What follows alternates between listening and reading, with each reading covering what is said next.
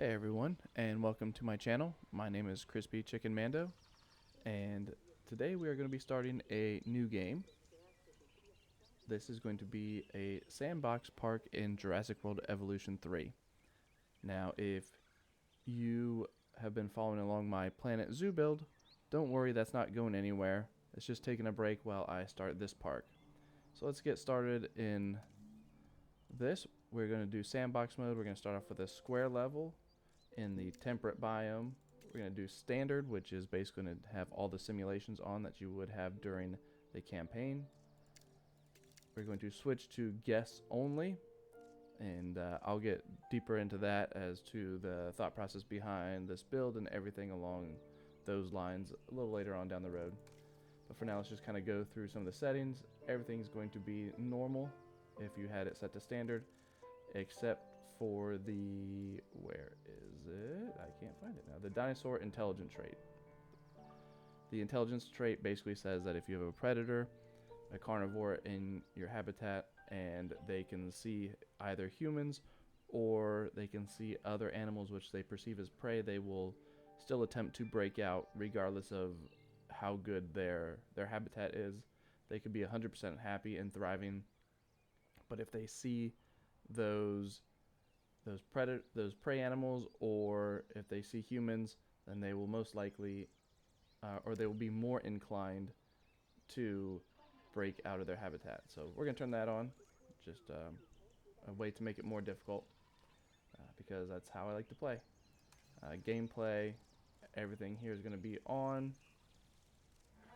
For the park, everything here is going to be normal. For the cache, we are going to start with unlimited, just so I can terraform that opening habitat. I have a vision in mind, and water, messing around with water can get expensive early on when you're trying to limit your budget and limit your spending. So it'll be unlimited, but before I place down a single building, before I open the park or do anything like that, I will switch it to the low cash option, which is $3 million.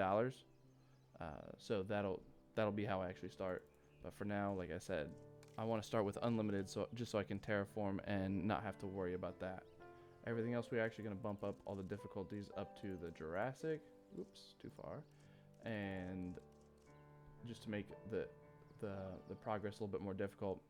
And we are going to turn on income tax to high.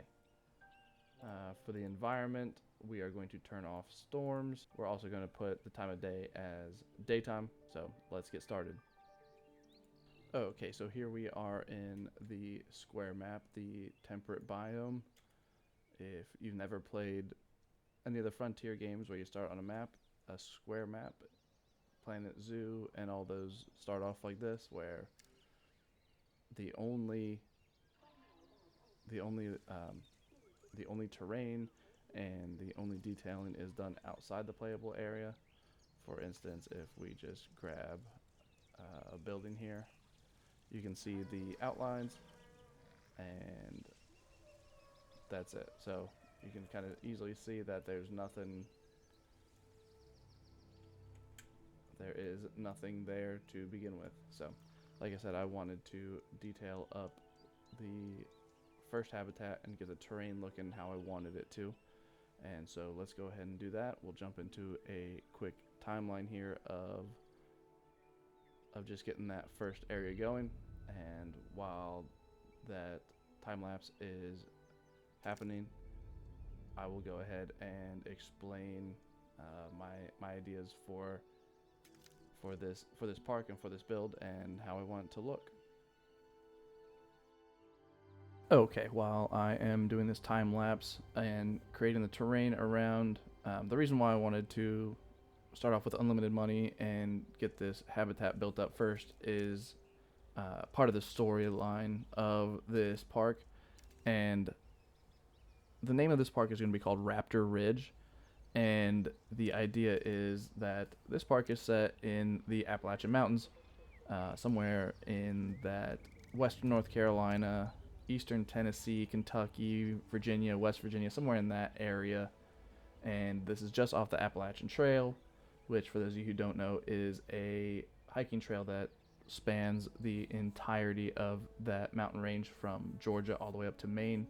Many people hike just parts of it, and some people actually try to do the whole range. Not try to do. Many people have succeeded in hiking the whole range, and it takes, I believe, around 6 months or so to complete the whole thing. But this is Raptor Ridge, and this was initially named for the raptors, the birds, not raptors, the extinct dinosaurs. Back in the day, we'll say, let's use like the 30s and the 40s. People would come to this area of the mountains, and there were plenty of raptors, the birds, hawks, eagles, falcons, etc., and they were very abundant, and people would come to these parts of the mountains and essentially bird watch. As the growth of pesticides, and that's a very well documented thing in the U.S., is the use of DDT, the pesticide, killed off all the insects, which killed off the mice and the rodents and the food for these birds of prey. A lot of these birds, including the bald eagle, nearly went extinct. And so as those numbers started to dwindle, this area of the mountain range, the foot traffic slowly declined. And it wasn't until the late 20-teens that, after the events at Jurassic World and dinosaurs became back completely on Earth, not just at a park, that a herd of Gallimimus moved into this valley here. And upon hearing that, people started to come back and visit this area just to see the spectacles of the Gallimimus. And so this first build is not so much a park, but reviving an old cabin that would look out over this valley and seeing the Gallimimus. So it's not a park yet, so that's why we're not going to detail up a lot of the operational buildings. That'll come later. But it's just going to be this one cabin, and the buildings are going to be bare bones for the operations that really aren't necessary for this storyline. So essentially, these Gallimimus are going to be wild and not so much a park. So because in sandbox mode there's no capture mode or anything like that, like go out and capture wild dinosaurs, I'm gonna have to simulate that with creating them and then releasing them, and just we're gonna have to pretend that they've been there the whole time and not me creating them and going out and synthesizing them and everything like that. So that's essentially the part that I wanted to talk about and discuss, that part of the storyline. So as the success of this single cabin, the cabins at Gallimimus Lookout, as that becomes more popular, more cash comes in and flows in, and eventually we'll turn this into a nature resort, a nature reserve. We will have some designed habitats and exhibits for some animals, but I think the goal is, without trying to create a functional entire ecosystem, but to have very natural barriers for these, using the mountains like this to keep the animals contained that way. But like I said, we will have some that are fenced in with actual barriers and fences, and not just the mountains and rocks like this. I will go ahead and say I'm not sure how much, if any, avian species or lagoon species will be in this park, just because when you're in the mountains, there's not a lot of room for bird cages of that size or lagoons for these huge prehistoric ocean animals. So this will mainly stick to land animals as well as the semi-aquatic animals as well, so they can swim in this water. But yeah, the lagoon and avian species will probably be missing mostly from this park. But that's the story I wanted to create with Raptor Ridge, and I hope you guys enjoy the ride. And for now, let's just finish up detailing this waterfall, and then we will move on to the cabin before we actually add our first dinosaurs into this park.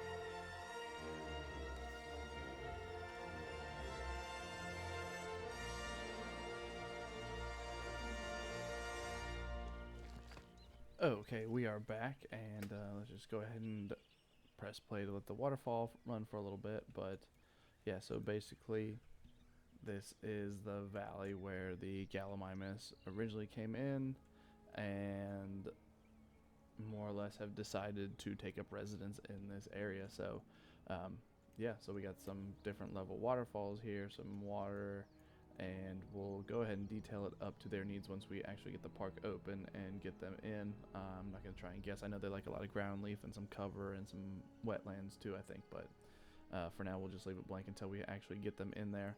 So, if you saw me messing around with it, the hotel is going to be here, and that's going to be the initial cabin, and because they can view things, guests can view out of the hotel. This will be the first viewing area, and then I also carved out a little bit here for the gate, so the rangers can get in and out of the habitat as well. So yeah, that's basically what it's going to be. We'll eventually go back in and fill this area for rocks so it looks like a tunnel that you walk under. So you're going to walk through the mountain, under the mountain to get to the cabin, which is where you'll be staying to see the Gallimimus. So I'm going to go ahead and start on the hotel here in a second. I will start off with real time showing you just kind of the basics of how the building's going to look, and then after that we'll cut to a time lapse and just kind of speed build our way through it, and so we can get it over with and get on to the next step of getting this park open. Before we do that, I gotta hold myself to my promise of turning cash back on. Okay, so now we are at $3 million and we can get moving here. Let's go ahead and put it back on pause. So these wetland wall panels are going to be the backbone of this building, and the main structure for this building will be made out of this. And so let's just go ahead and wrap that around real quick.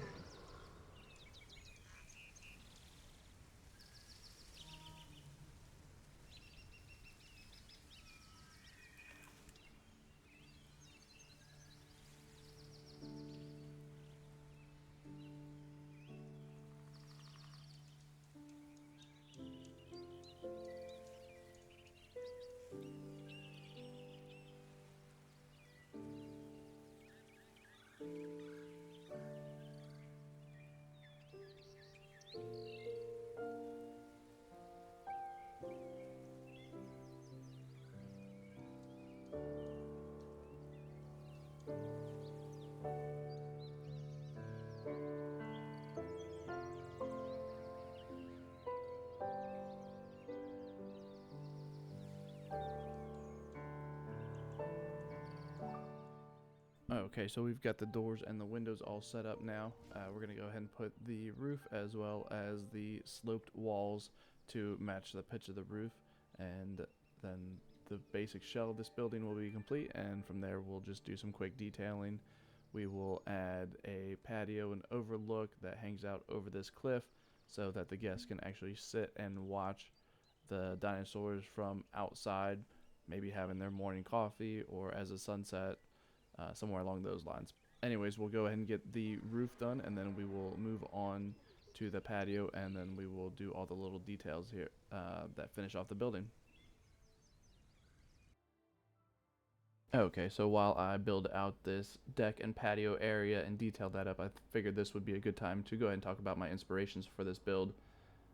In game, I would say S. Dan Wolf's Jurassic Springs was a big inspiration. It was his early access video that he released. I really like that concept of pulling up to this 5-star resort and just pulling up to your hotel, and as he said in that video, imagine waking up and looking out your window from your hotel and just seeing the dinosaurs right there, right in front of you. And I really like that concept. And real world ideas and inspirations I took are from two resorts in eastern Tennessee near the Great Smoky Mountains National Park called Blackberry Farms and Blackberry Mountain. Blackberry Farm is more of a formal resort. They've won Michelin stars for their dining experience, and it's just an all around more formal experience. Where Blackberry Mountain is more focused on wellness and nature, and it's less formal and more casual and more rustic, I would say. They honestly don't serve lunch at Blackberry Mountain because they expect you to be out and doing your own things and not staying in your hotel near the near the kitchen or anything like that. So they only serve breakfast and dinner because they assume you're going to be out and about in nature doing whether it's hiking or one of their activities or anything like that. But between those two resorts and that video by Estan Wolf, I figured those would be good inspiration and a good jumping off point to have this park based off of.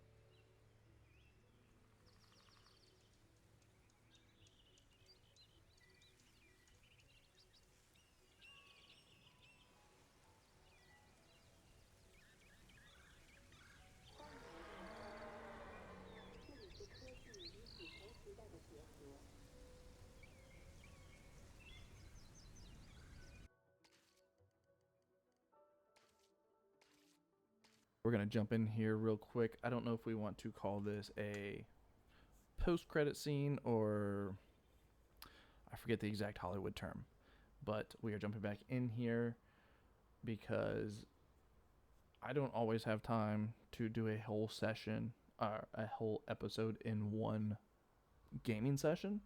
So that means I have to come back in and play, and sometimes that means I forget to hit record. So one of the things I did want to show off was some of the brush groups that I made. Brush as in plants, grasses, and stuff like that. So this is a lot of this is here is just all one group that I've just kind of duplicated and spun around and yeah, just kind of did those things to give it some variation, but it's all pretty much one group.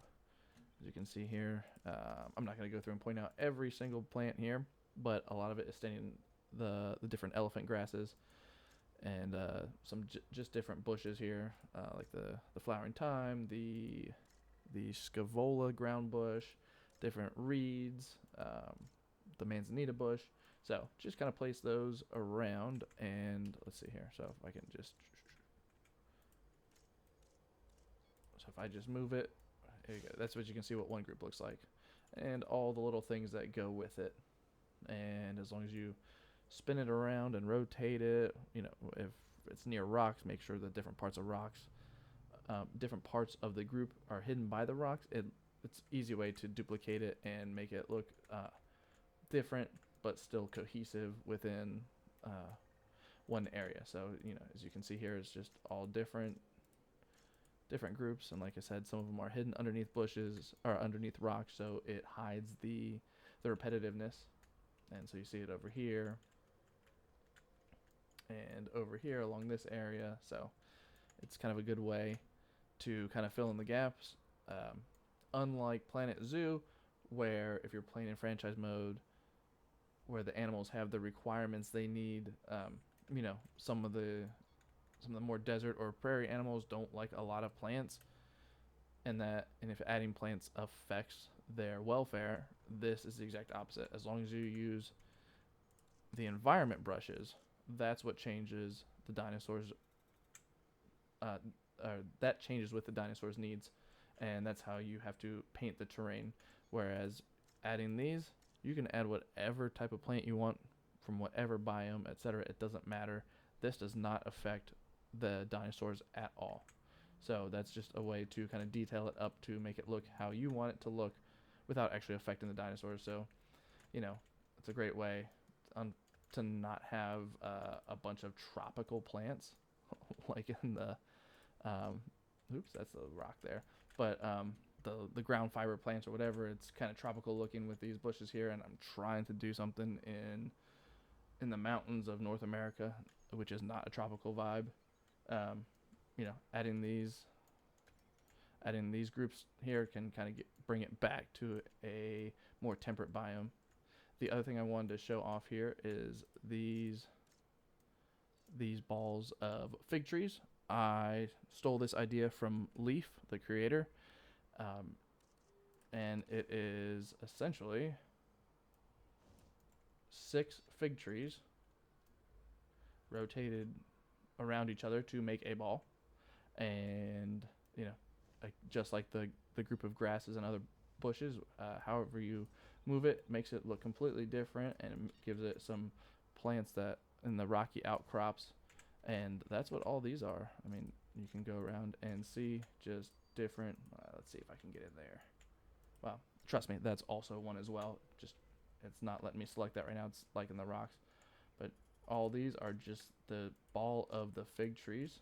Just these little tips here are easy way to detail, give some uniqueness to it without spending a lot of time actually creating different groups and different plants, and you know, to just add some life to it easily. So if I want to, I just go, and if I want to add more, I would just select duplicate and the whole group, and then you can advance move it or do a regular move as well, and just fit it wherever you want to. And as you can see, as I move it around, it just gives it a different vibe everywhere it goes, depending on how much is being hidden by the rocks and how much is protruding from the rocks. Gives you a different look. So back to our normal build here.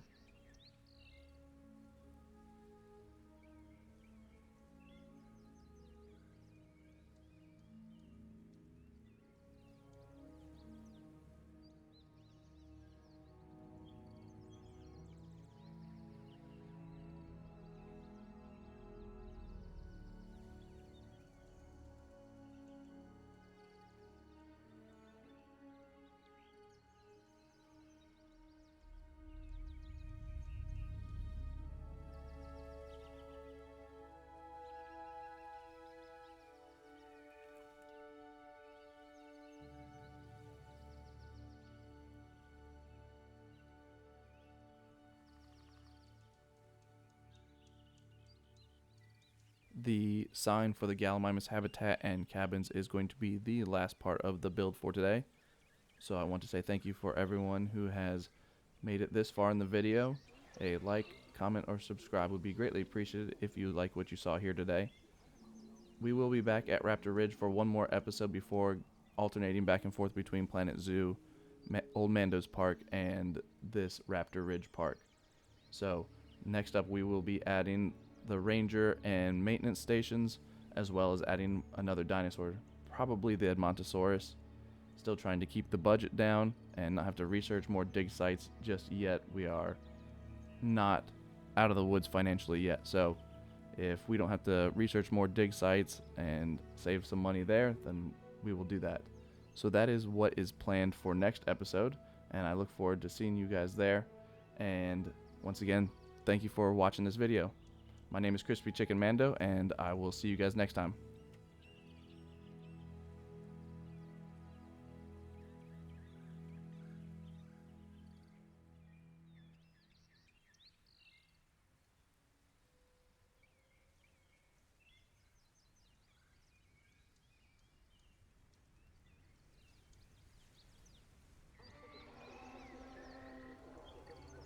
Explorar a Abração escavação de dinossauros, onde a paleontologia define o futuro.